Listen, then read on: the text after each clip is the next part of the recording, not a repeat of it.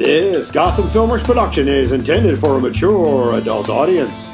It is rife with harsh language and East Coast humor that will not be agreeable with persons requiring preferential treatment or safe spaces. You are warned to click off to milder content at this time. Those of you remaining, welcome to Gotham, a serious town on a serious earth. Now arriving on stage, Edward Joseph Delaney of Gotham Filmwerks. Good evening, Gotham City. How the hell are you? Oh, yeah. This one hell of a town we got here or what? Yeah. I tell you, I'm reading the paper, and I'm one of the few people who actually still reads a newspaper anymore. There are people saving $20,000, $30,000 a year just to go down to some plastic heaven owned by the Disney company to get themselves a little vacation thrills. Here in Gotham, we don't need to do that. All we need is a subway token, huh? You go down there, 2, 3, 4 levels, down into the belly of the beast, you put your token in there, go to the turnstile, you've taken your life in your own hands. What's more goddamn exciting than that, huh? Yeah, you file toward the train car, hopefully you don't get shoved in between and get grinded in between the lip of the deck and the train, because that can happen in this town. Yeah, you get on the train, the door comes in, you're sealed in there with a bunch of people you know nothing about. Huh? Yeah. Talk about the beginning of some excitement. Okay, I'll give you the rundown of your fellow passengers over here. Okay? You see that kid picking at her scabs? Right. Dripping all over the floor there? Right. Yeah. She got some kind of disease, it could be hemorrhagic flu, who the hell knows? You see that other guy sitting over there talking to himself? Well, he's not exactly talking to himself. And take a look around his ears. He hasn't got a Bluetooth either, the poor bastard. He can't afford one of those, he damn well knows it. Nah, he's talking to his 7 little buddies, the lepers in his head, right? But it gets worse, right? You look at that guy, that big guy standing in the back of the train like this, with the big vest, right? This jamoke is wanted in 5 states and is carrying a MAC-10 inside his jacket pocket over there. Oh, but it gets better. The poor schmuck that's driving a train, he's on his 3rd shift of the night. He's whacked up on 4 different types of espressos, at least 8 or 9 no-dos, because the rent went up in that fire trap he lives in. Huh? So here he pushes the lever forward, and off you go into a dark tunnel at 88 miles an hour. Wow, you're gonna see some serious shit. This is Gotham. Who the hell needs to spend tens of thousands of dollars going to someplace owned by the Disney company or any other theme park for that matter? Nah, you want some excitement? You want to really take your life into your own goddamn hands? Come here to Gotham. Oh, hell yeah. I'll tell you, I didn't always own a house out by the airport, no. Back when I was in college, grad school, I was renting, right? Hey, how many of you got horror stories about trying to find an apartment in this town? Show my hands. How many of you? Yeah, you live in tech school, college, grad school, whatever. You ain't gonna live in the dorm, and you sure as hell don't want to live with your parents for Christ's sake. You've had 18 years of that nuts. Again, you want to venture out on your own. But this is not only one of the most expensive towns in the country, because hey, they ain't making no more land, but it's also one of the most dangerous.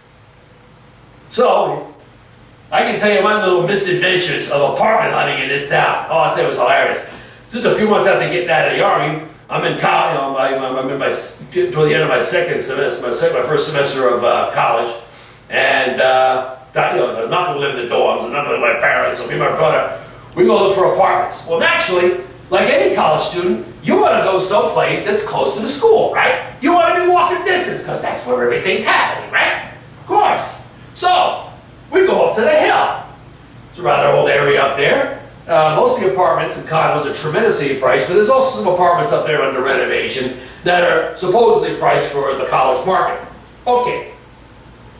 So you get into one place, and they tell you the rent. It's I think it's like $800 or something bucks a month. You know, to live in this little apartment in Gotham, this little tiny 2-bedroom joint. Okay. You walk in there, first of all I tell you, okay, don't step on this area with the cones here, because that's old wood. If you do, you go straight down to the sub-basement. We're renovating. See, they had a lot of water damage. not looking good. Okay? I mean, like, hey, they could use this as a set in an earthquake movie, okay? And so it'll be ready in 3 weeks. Ready for what? Demolition? Were you kidding? Yeah, so we built another apartment right there. This one they're calling a penthouse because it's up on top of the rest of the apartment. Okay, it's great. I don't mind walking up 5 flights of stairs. I mean, I just came back from Europe. We walk all the time over there. But you going up 5 flights of stairs, and I was smart. See, I was told about how old the wood was in these buildings. So I brought a marble, a little silver marble. Actually, I brought more than one. There's a good reason for that. But yeah, you get your little marble down there, go up to the top of this apartment, you open the front door, get the last set of stairs, you get into the hallway. It looks pretty good. I mean, it's just kind of roomy. Yeah, but there's a bit of a draft for obvious reasons. Yeah, this building's over a century and a half, maybe 200 years old. You got your bedrooms over here, you got your hallway here, latrine there, it's rather drafty. You got your kitchen and your living room set there. Well, here's the funny thing. It has no electric or gas heat, okay? It's got a wood-burning stove right there. Pipe looks pretty rickety. And I gotta tell you, okay, we're in the middle of a damn city. Where the hell are we gonna find some goddamn wood? Because I don't want us going out to Robinson Park or the other park or anywhere to the hill, and or Beacon Hill, or any place else like that. Or going way out there outside of town and chopping trees down there. So how the hell you get some wood to keep this thing going? One of the great mysteries of living in that part of town. So naturally, if I can put my marble down on the floor, see? Put my marble down, and the marble goes rolling sideways. What does this tell you? Marble's going sideways? Floor is not level. Yeah. That means your foundation's subsiding, it's cracking, it's breaking. That's why if you bring a 90-degree level in there, and you put it up, you take that 90-degree level, right? And you put it up by the corner, right? It's not gonna, this level is not gonna touch the ceiling. It's gonna be one of these numbers, because this building is not like this, it's like that. This building is going over. What's worse? Your dumb ass is going to be in it some night when it does. Screw that, we're out of here. So we go check another place out, and this is one of those kind of apartments. The other tenants, you have to, when you want to get one of the rooms there, one of the apartment rooms, you have to enter a selection process. Okay, so this kind of place here, it had kind of an upper crust cult edge about it, you know, and. You have to put in your application. They decide if they want you to live with them. It's kind of a legalized form of, well, let's say it, housing discrimination, right? They get to decide whether you get to live there or not because they've lived there 15, 20, 30 years or whatever. You know, they've raised and set off plenty of generations of kids in and out of there. They don't want just anybody living with them. They sure as hell, it turns out, do not want a military vet or college students living among them. No, that's all right. Place probably too damn expensive anyway. Then we go up to another place. This was nice too, overlooking a park. I'm like, and I liked it just fine. You know, I didn't mind the fact that the windows were kind of wavery like this because they were over a century and a half old. Kind of nice, but yeah, again, the landlord don't want you in there. That's not working out. So this is we're going to go find someplace else where it might be a little more welcoming to college students, which means going further down Beacon Hill. Well, no problem there. No problem at all. Okay, so we're going further down Beacon Hill here, and we get to a place there, and we look in there, and you get to the third, fourth floor, look around the place, and there's a bit more of a gas smell than there should be. You don't even need a detector to figure that one out. And they said, oh, don't worry about that. You know, okay, never mind the fact that there's dead rats in a hallway. That's not going to work out. But it is affordable, yeah. That one's only about $760 a month. Okay, but, you know, the gas and the rats are going to kind of count it off, you know, because you don't want to go through there. It's going into winter. The last thing you want to do is be in this town in winter. You got to sit with your windows open. Nah, you're gonna get sick doing that. But so we move further into town there, and we get to this one place now. This one was nice. This sucker was huge. I'm not kidding. the living room in that apartment was big enough. I mean, it's bigger than the living room in the house that I live now. And also would also encompass the bedroom part of the kitchen. That's how big the living room was in this sucker. This was nice. Had a nice bar-like kitchen, you know, and 2 bedrooms overlooking the rail yard. Cool. The only problem was there was a lot of water damage and cracks in the whole thing. And what you had to agree to, if you were to live in this place, was that you, within your first year of living there, would completely restore the apartment. This thing was only selling for about, I think, $900 a month.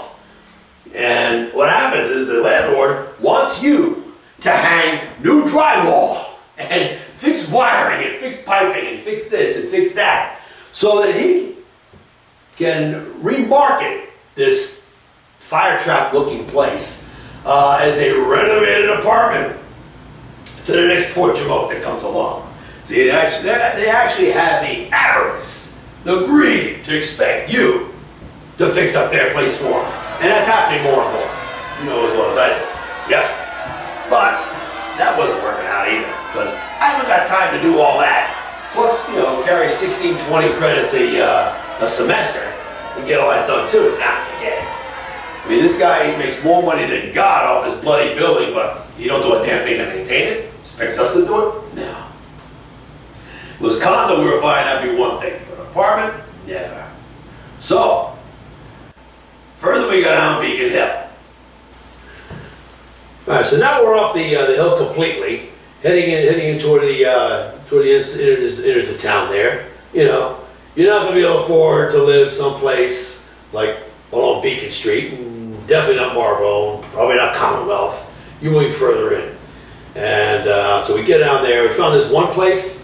Well, if you ever seen the movie Blade Runner, you see the place that Leon lives in? Yeah, 187 Hunterwasser. Nice place? Yeah, I guess.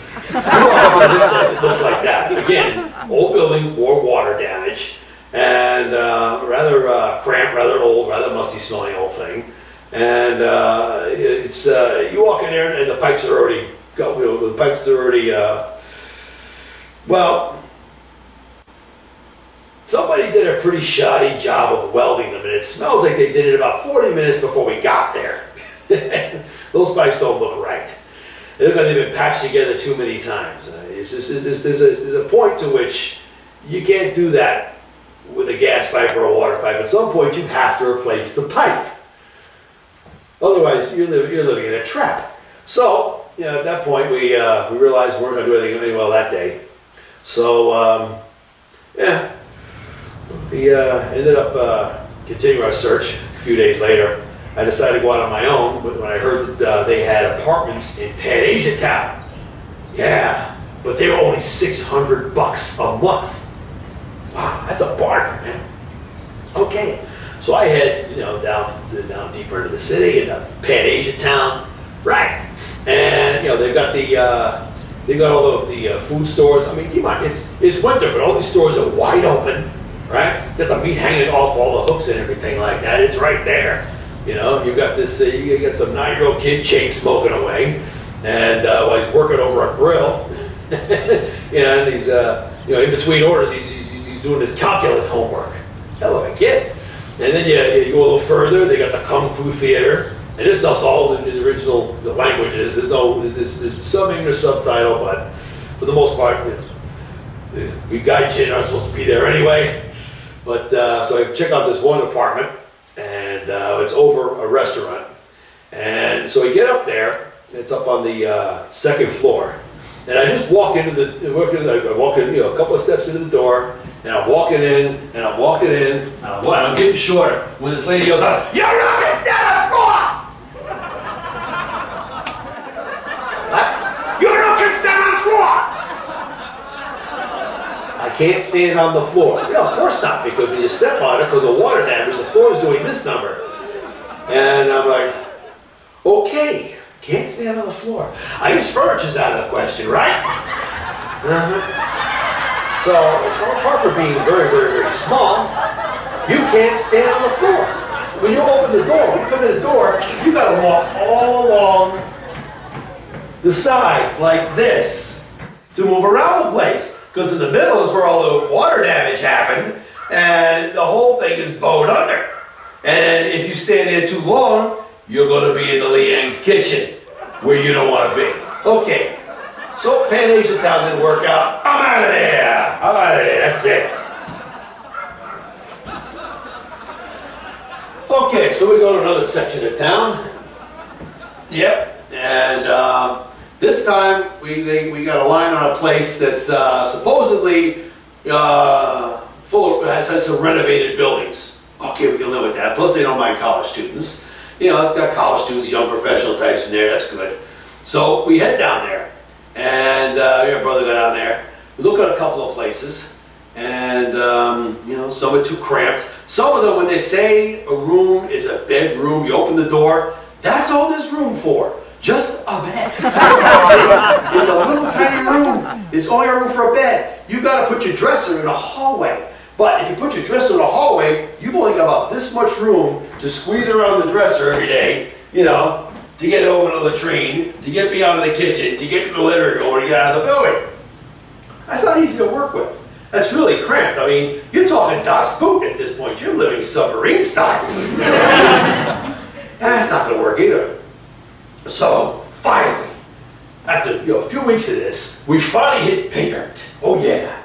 We get to this place here, and we're walking toward it there, right near the corner of Mass Ave and Columbus. Oh yeah, it was nice. And you got the New York pizzeria, you got your mom and pop grocery shop, you got your mom and pop, you got your dry cleaner here, laundromat down there. It's really convenient. Hardware store's not far away, just around the block. And Wally's Jazz and Blues Club is just right next to the pizzeria. Great. So we go up to this place. Go up the floor there, and yeah, it is pretty well renovated. Okay. Yes, the glass window is shot out. All right. That might be hair, teeth, and eyeballs on the wall. That is definitely a chalk pattern on the floor. But there's a lot of good things going on for this place. It's got two cable connections, one in the living room and one in the larger bedroom. I'm taking that one. Yeah, that way on Saturday night I can watch Star Trek The Next Generation, and my brother and his friends can watch HBO. Cool. You know, on top of that, it looks reasonably intact. You got some decent lighting in there. And, you know, got the electric stove, it works fine. Other appliances work fine. So it says, okay, how about this? You fix the window, chisel the hair, teeth, and eyeballs off the wall, clean off the chalk pattern. We're moving it on Tuesday. Bada bing, we ended up doing that. It was great. And, you know, of course, what happens is later on, you find out, oh, well, you might be in an area that is disputed, there's a dispute zone between 3 different drug gangs. Okay, that might have explained the shot out windows from time to time. No big deal there. Hardware store's right around the corner. But, yeah, when you go to your college class, you say, where'd you find your apartment? I said, oh, got it down over there. You know, in the back bay. And then they say, where in the bay? Like, are you kidding? Get your head chopped off down there. Well, that can happen anywhere, pal. Look at the town we're in, huh? I mean, since this town went up above 1 story, every level of corruption, every level of crime, every level of anything you can think of. You know, that's part of the reason people come to this town. Everything happens. Everything happens in this town. So no problem there. But you still have your share of misadventures, you see, because occasionally what will happen is maybe one of the neighbors will decide to paint their unit. Okay, there's a problem if they try to do that, because when they paint their unit, all of a sudden the vermin move out of their area. See, not all vermin like the smell of paint, least of all roaches. So what happens? Well, the roaches come into your place. So here you come back from your classes some night. You walk into the apartment, turn the lights on, and it's like a fucking tornado over here. I'm talking the walls are crawling, thousands of roaches everywhere. You jump into the kitchen cabinet, pull out your ray can. You're firing off this goddamn mist. You suddenly realize there's There's no goddamn oxygen left in this room anymore after less than a minute. You got hundreds of cockroaches falling off the walls and ceilings and everything like that. They're just dropping everywhere. You're shooting the place up, and they're keeling over. And it's at some point you realize, okay, wait a minute. First we get the damn windows open, get the wall fans on, and you suddenly realize, oh damn, you realize we got hundreds of dead cockroaches on here, all over the place. And okay, we shouldn't have this, because they told us this building was supposed to be, sprayed by an exterminator a couple of times a year. This didn't happen, apparently. So you want to send a message. So you just basically take the long needle and thread, and you make a necklace out of the cockroaches, and you put them near the apartment manager's door where the sign says compliments of the SOB in apartment 4. Now here's the thing, he's not going to worry about that too much. He really isn't. Now, what always follows the roaches? The rats. The rats. People really don't like the rats, but they shouldn't be surprised about them when you think about it. We're living near restaurants, right? Those things, those things got to eat somewhere, and the alleys are where they go. Then after they finish up eating the alleys, they come to the apartments. So, yeah, people are complaining about the rats. I says, don't worry about it. I don't do about the rats. See, one thing about rats, they can't burp. Not too well. So you just take a little tin pan, right? You put some soda in that pan, right? Just lay it out for them. Blow away. You leave it in the laundry room. Leave it in a corner here, in a corner there. You make sure there's rat traffic, yeah.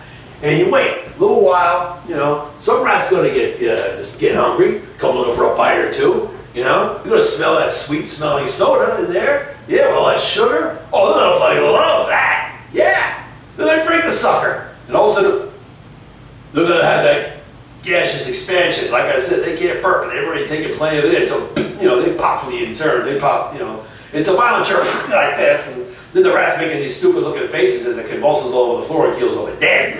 But now you've got 8 dead rats. Oh shit, now what? Okay, no problem. Because I happen to be an aficionado of Vlad Tepes, the Great Impaler. Oh yeah. Now back in 1462, Vlad the Impaler won the lawn decoration award. In fact, he won it several years running. Those of you who want to Google Vlad Tepes, the Grand Impaler, he was the inspiration for Dracula. Yeah, you're going to find some great stories about how this guy won some lawn decoration awards. Yeah, but so I figured, okay, I got to send a message to this guy now and get this building fixed. Go to the hardware store, get myself 8 stakes, about so long, sharpened on both ends, right? Stick them in the ground, boom, boom, boom. Drop a dead rat on each one, boom, boom, boom. Once again on the door, the sign, compliments of the SOB in apartment 4. Okay, now I'm getting their attention. Everybody's like, okay, we've seen what you did to the roaches, we've seen what you did to the rats. Imagine if somebody tried to invade the building. I said, yeah, I got a real big stake for them. So, long story short, they fixed things up. We had some plumbing problems later on in the year. That was horrific. You end up with, because during the summertime, the idiots, other kids will be partying up on the roof. And what they'll do is they will drop their damn beer bottles right down the pipes. Boom. Right down the pipes. And just be this way, we got the beer bottles down the pipe. So they think this crap is funny. They think this is hilarious. So they drop this thing down there, but they fail to realize. What your problem is, if that air doesn't equalize up and down in that shaft, the toilets don't work right. Which is to say, they overflow. Then they end up filling up, not just the toilets, but the bathtubs. Then you got real problems, right? You can't go to the latrine. You can't wash yourself. So if you want to take a bath, you kind of have to do it in the kitchen sink. And you want to go to the latrine, well, okay, you got the gas station or the train station. You got options, but you're not going to, not your own latrine. So again, it doesn't help to call the renter. It doesn't help to call the housing authority. Instead, you got to call the manager slash the manager or the guy or the people that own the actual building, right? That's the way to get this done. So you end up having to go for days on days trying to get some attention at these people, so they'll send a plumber.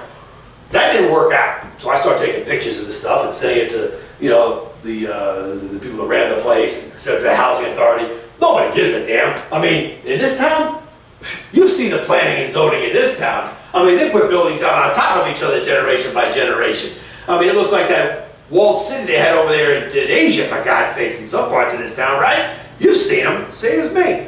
So they don't want to do much. Okay, so you make an appointment with one of the people that owns the building, just happens to be a doctor. So, okay, that's when you come in and make an appointment. Now, of course, you have a legitimate reason to see that doctor because here it is December, you've got raw sewage in the latrine, you have to keep the windows open, so you do have a cold. You have a bad one. So now you got a reason to see that doctor. So you go in there, okay, doc, here's the situation, okay?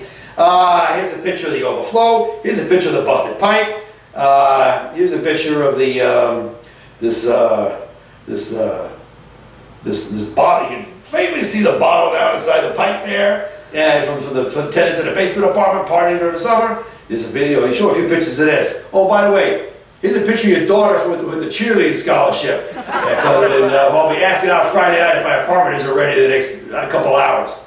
Well, this guy knows damn well his daughter likes bad boys. And in the blue blood area, like he comes from, nobody is a worse bad boy than a military veteran.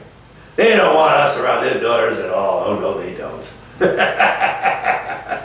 Yeah, they want their daughters to grow up to be, oh, I don't know, Susie homemakers or Stepford wives or whatever. They hang around guys like me, they're going to turn into La Femme Nikita. And they'll probably enjoy it too. But the fathers ain't going to enjoy it, and the mothers surely won't either. So I got to say, okay, I'll send some trucks. And sure enough, this Jamoke sends trucks. 6 of them. I get back to the apartment.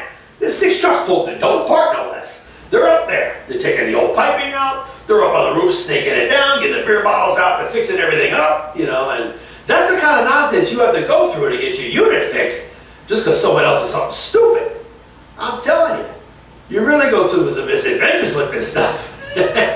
But I have to tell you though, people, that going to college thing, you'd be surprised how little you're going to learn in the books and how much you're really going to learn living on your own out of that little economy, right? I got to tell you. So, if your parents out there, yeah, granted, some colleges say, oh, the first 1 year or 2, your kids got to stay in the dorm. But they're really going to get their real learning experience, all right? Learning how to take care of a home, learning how to take care of their clothes, learning how to cook, clean, do whatever else. Renting that apartment, you know? They really are. Now, in my case, I didn't have that problem, see, because when I was a kid, my mother taught me how to fix everything. You know, she had arthritis, she had difficulty picking things up and whatnot. So she taught me how to maintain a house, and she taught me how to mow a lawn, and she taught me how to take care of my brother, taught me all that stuff myself. So by the time I got to the Army, I got to college, I already knew how to GI party a house real easy. But I gotta tell you, parents, you send your kids off, you send them off to college, yeah, whatever you do, when the little bastard calls up and says, my apartment's all messy, what do I do? Okay. Lysol, Tilex, tell them the names of the stuff they do. Oh, tell them whatever they do, whatever they do. Never mix the ammonia and bleach, okay? That makes mustard gas. Make sure you tell your kids this. They won't figure it out themselves. Instead, they'll go off with some idiot told them who was whacked out of his skull on alternative pharmaceuticals and end up either causing inhalation or death to just about everybody in the unit. But yeah, you want to get your kids to really learn about life? Go apartment hunting in Gotham City. Oh yeah, absolutely. Hey, this is one hell of a town we got here, huh? Gotham Strong. That's right, Gotham Strong, you're damn right. Hey, I'm Edward Joseph Delaney of Gotham Filmwerks. Wishing you all a good night, Gotham City, wherever you are. And I'm out of here.